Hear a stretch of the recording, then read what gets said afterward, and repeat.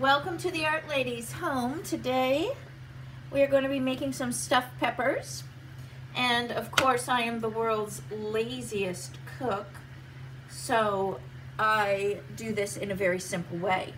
And for my stuffed peppers, what I'm going to be using is some diced tomatoes. I'm going to be using some brown rice, and I'm using the Minute Maid brown rice here that cooks in 10 minutes. Right here, and I'm going to be using a cup of that. I'm also going to use some banana peppers here to give it a little bit of kick and spice. My family loves these banana peppers here, and these are the mild. Of course, you can use any kind of even hot peppers to give it that spice. It's kind of on the line of a jalapeno popper, but it has the rice as a filler. You could even make it without the rice if you'd like. But what I've done is I've taken a cup of water and I've boiled that water right here. I'm going to release some of the steam. And I'm going to throw in as my, once my water's boiled, I'm going to now throw in my rice in here. And then, so that's a cup of rice to a cup of water. And actually I've lost some of this water. I know the cover's been on. I'm gonna add a little bit more. I've let it boil for a while. So I'm just gonna put a little bit more water in there, because I think I need a little bit more liquid for that rice. Now, I'm gonna also throw in, at the very same time, I'm gonna throw in my hamburger. What I use for hamburger, and this only takes a few minutes at the store. What I use is a rump roast, and I have the butcher at the store grind the rump roast into hamburger for me. And right now I'm using half of this package. Ooh, got some steam going. Right now I'm using half this package, and that will be about a pound and a half of meat. So at the same time that I'm cooking this rice, I'm going to throw in my meat. My theory for this is I want the rice to be flavored with that meat. And like I said, this is the rump roast that's ground, so there's not any grease in this meat. And that way the rice is going to be infused with this flavor of the meat. I'm also going to pour in, at this time, I'm going to put in some salt. I'm going to do a teaspoon of salt, and I measure like this in my palm of my hand, right here. Again, being a lazy cook. And I want all of the things I'm using today to be infused in this. I'm trying to hurry because I don't want all my steam to evaporate. And so I'm going to put everything in at the same time. And this is about a half a cup of those banana peppers here that I'm putting in. That way it's infusing into that rice as it cooks. And then I'm going to throw in my stewed tomatoes. And this will give a little bit more liquid into my meat here and rice as it cooks. I'm also going to throw in about a half a teaspoon of black pepper. Right here. I'm going to give it a little stir and then put it on, cover on it, and let it simmer for a minute until the rice is cooked and the hamburger is cooked. And while this is cooking a little bit, I'm going to start chopping up some onions, very, very fine, and throw them in as well.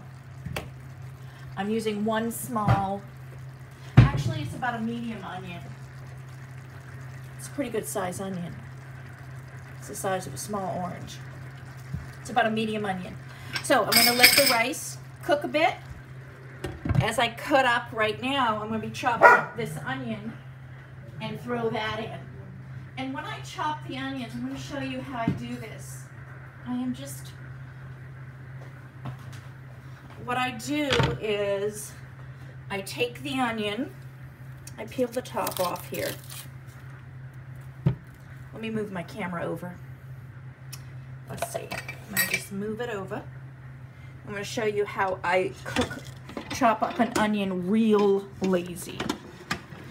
I have choppers and things, but I don't care for them as well because I think this is just faster by doing it myself. And like I said, I'm really lazy when it comes to cooking and mess cleanup, etc. So I'm going to show you how I chop up this onion. I just cut off the tops and then I slice this outer shell. I just peel that off. It's the shell that's real close to the skin. It's a little bit tougher. And then what I do, I'm going to put this over the side here, save it for my compost because I do compost. And what I do is I slice down into this. And by the time I dig out my choppers and things and clean them, this is faster. I slice this way, slice both ways. So it's like a checkerboard. Oh, sorry, I got a dog here guarding food. And I slice real thin then. So it's sliced like a checkerboard, and then I slice down here. And this gives a really nice, fine, diced onion. And it's fast, super fast. And then I've just got the cutting board in this to clean. So it's no big deal. Once I get to my end here that hasn't been diced, what I do is I just slice it vertically, and then I spin it and do it horizontal, or actually spin it back to vertical. So it's a double-sided chop, and it gets it nice and fine. Then I don't have to clean that chopper machine. You know, if I'm only going to do one onion, you know, this is something I would do. I mean, if I was going to do 10 onions, well then, yeah, whip out that chopper machine. But this is quick and easy, and then I've got less of a mess. Just as fast as chopping. And now I'm going to throw that into my meat and rice that's cooking here. And now, while all this is simmering, I'm going to prepare my peppers. To do that, I'm going to tip to the side, release the steam, so I'm not getting it all on the camera. And then I'm sliding this in. Now, I didn't know if you knew this tip or not, but if you have one of these flat cooktops, I read my package. You always need to read all your packages when you have, you know, appliances and things. But you never put this cover, it's just a tip, on this. It can crack the glass for some reason. Some kind of steam thing can crack it. So I always am real careful about that. Putting it on my counter instead, or putting it on my spoon rest. I have this neat little cover rest that I rest my cover on, and it collects all the steam and condensation. Okay, so this is cooking pretty good. My rice is cooking. This is all the mixture that's going inside my stuffed peppers. Now, what I'm going to do, and these banana peppers are going to give it that peppery flavor, because when I cook my stuffed peppers, if I don't have something like this in, the filling isn't going to have a big kick to it. And my son likes things with a little kick to it. Now, I'm going to turn this down to about I'm going to do it to about a 2. So it'll still simmer a bit while I'm preparing my stuffed my actual peppers. And so here it is here steaming. I'm going to let that steam and cook while I get my peppers, and I'm going to check on my rice in a minute. I've prepared the peppers. What I did was I sliced around the outer top, just kind of in a circle, and then I pulled off the top piece, and most of the seeds and everything came right with it. And then I cleaned out the little membrane that's on the inside. You just kind of pull it out, tap any extra seeds that are inside here. And I've put some olive oil on the bottom of this pan here. This is a baking dish. I have my oven on about 375, between 350 and 375, and I just want to cook it enough to you know, soften these peppers a little bit. Everything else on the inside is cooked, you know, all our meat, and rice is cooked fully, so it's just enough to soften this. I've continue cooking the meat and rice with the cover off so that the water is steaming out, any excess water from the stewed tomatoes. And those stewed tomatoes, by the way, were these chopped stewed tomatoes. So all the steam has come out, and now I'm just going to simply fill the peppers with the meat. I am going to mix in some feta cheese though, so I'm going to show you how I'm going to do that. I'm going to, let me put this aside.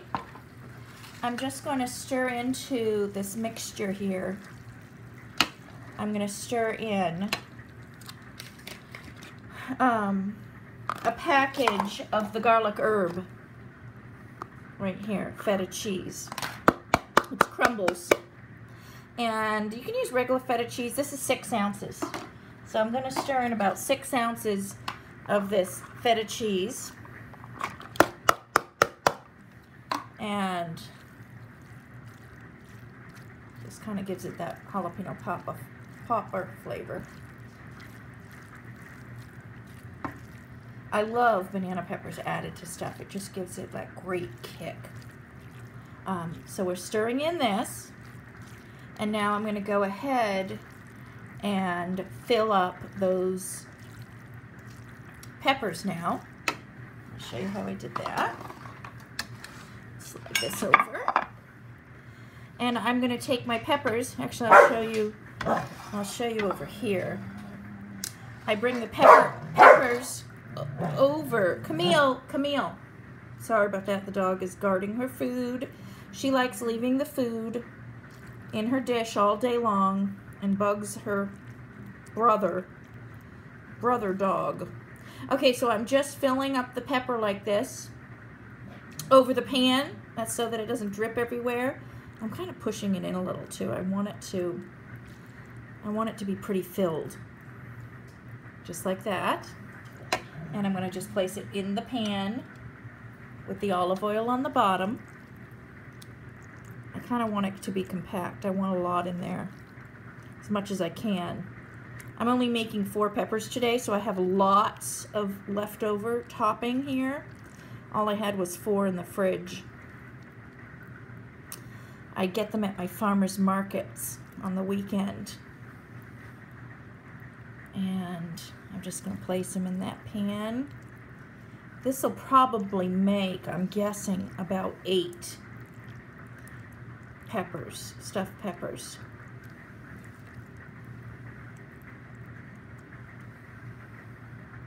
And what I'm going to do is I'm going to take the rest and stir fry some zucchini into it, I think, because I have a lot of leftovers here. I wish I had more peppers. All right, and I'm packing this in pretty good. So it's the meat, rice, and cheese mixture here. And there they are, ready to bake. I'm going to stick a little bit more on the tops of these just to fill it a little higher. There. That's good. So I'm going to go ahead and stick it in the oven, and I'm going to cook it until the peppers are tender, probably about 20-25 minutes. And I will show you the end product as it comes out of the oven. 25 minutes did the trick. It just made the peppers tender, slightly tender. Of course, if you like them cooked even more, you can cook them more, cook them less. This was already pre-cooked, everything in here. So you cook it to your taste on your peppers. Some people like them really falling apart, and other people like them, you know, a little bit crispier. I like them kind of in between, so this was 25 minutes in that 350, 360 oven. It was between 350 and 375. I don't like cooking too high when I'm using glass dishes. So I keep it in between there. But this, let me show you what it's looking like here. I'll pull one out and put it on my dish. Ooh, this looks good. And it's hot. And there you have your stuffed pepper. And it has a slight kick. The filling tastes absolutely delicious. I love it. Right now, what I'm going to experiment with is taking this filling, and look at this, nice and juicy. I'm going to experiment with this, stuffing some shells with the leftovers, I think. I put some spinach in my leftovers, and I'm going to stuff some shells with that leftovers. I mixed a pack of crushed spinach, and then we're going to use this sauce on the top here, some Alfredo sauce. Let's see how that tastes. But this is our stuffed peppers, and look at how beautifully juicy they are. Wonderful. Right there. You have that with another side vegetable, and it's a nice meal. I think my son's gonna really love this.